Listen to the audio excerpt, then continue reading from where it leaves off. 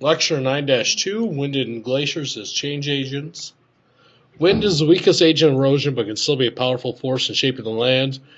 Something we know a lot in Iowa. Just because the wind can be constantly blowing from one direction for a long period of time, that adds up. It's, we may not see a lot of change within an hour, but given enough time, we'll see a lot of change. Wind causes erosion by deflation and abrasion. Deflation is just a process by which wind removes surface materials. Stronger the wind, the heavier the particles that can be moved.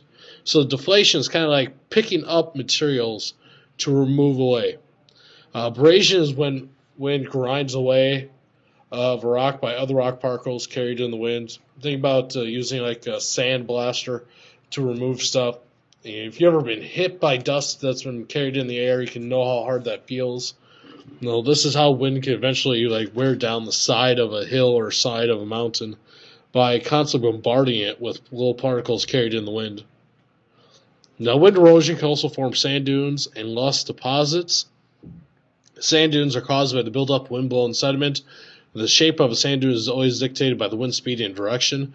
If it's a sustained wind speed, a very strong wind speed, a slow wind speed, and also if the direction is constantly from one direction or if it changes. You see, like in here, we get a longitudinal dune with a variable wind direction. That means the wind direction changes. Gentle wind can create a different dune than one with a much stronger wind. So we can see different sand dunes forming, and they form different shapes depending on the duration of the wind, if it changes direction or not, and the speed of the wind. Also depends on the particles that it's moving. Loess deposits would be a good example of this. If you look at Iowa, let's say I draw my western edge of Iowa, so Iowa's over here, and Nebraska and Missouri and that are over there. We have the Missouri River really on our western edge. Now, when there are glaciers covering it during the last ice age, in the wintertime, the rivers would dry up because all the water would be frozen in the glacier.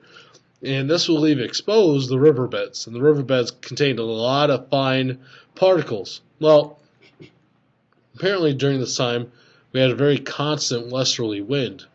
And so what that caused was all those fine deposits in the riverbed to be blown into Iowa. Those fine deposits were called loess.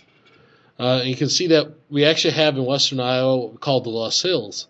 And those are hills made up of these very fine loess deposits that they're even finer than clay. And so they build up these hills over time. You go over there to even protected lands, because to find our place like this, you'd actually have to go to China. That's the next other place where we find loess in this quantity. Glaciers, of course, frozen ice, frozen water that moves over land or over water.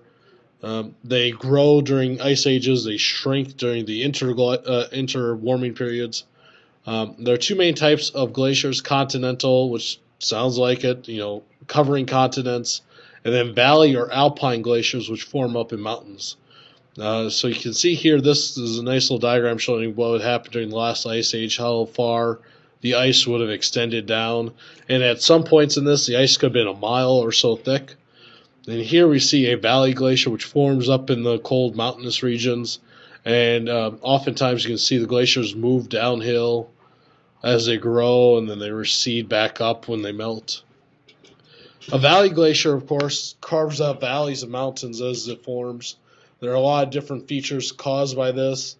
Typically see a U-shaped valley, and then different land features are cut out by this. You can see cirques here, the curved areas, head wall, arête, would be very sharp points here, the horn, think of the top point. We don't have any valley glaciers in Iowa because we don't have any mountains in Iowa. But anywhere you find very high mountainous regions, you oftentimes will find valley glaciers moving, carving out the landscape.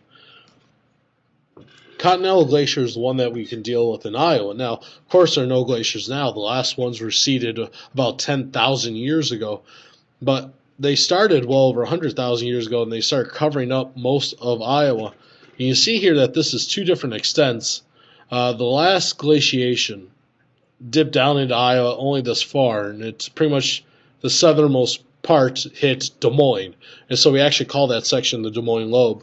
But before that, we were covered by glaciers a long time ago, and so a lot of our features can be defined by the glaciers that cover this.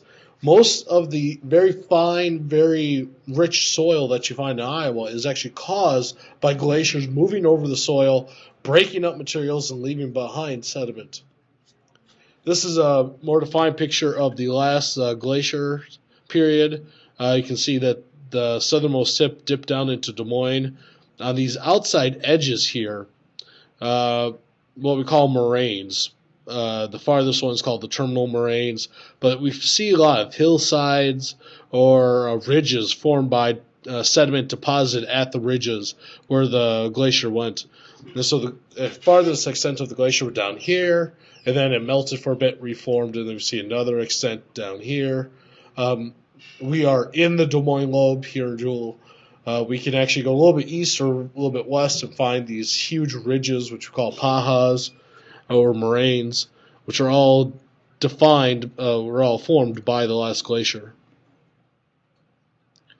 So continental glaciers, grow during the winter times, recede during the summer times, and they leave behind a lot of little deposits. Kettle Ponds are caused by large chunks of ice being dropped into the soil and melting.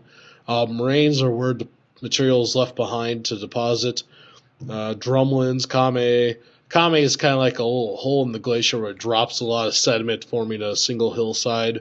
Drumlins here are going to be hillsides kind of in the direction of the glacier where it left material behind.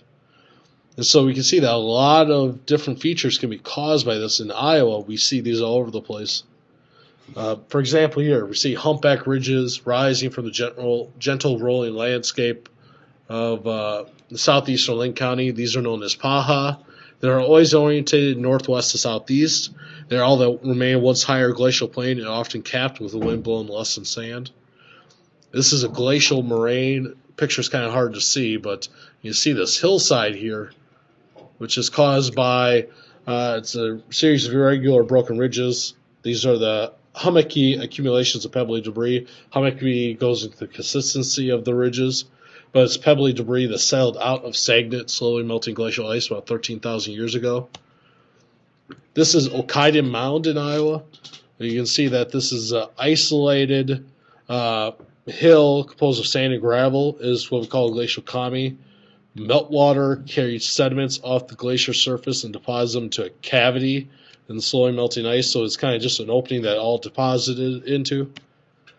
And here we see the Lost Hills in western Iowa, and you can see how they're formed, and this is all consisting of very, very fine sediment. Very, very fine sediment. You go there, you look at this.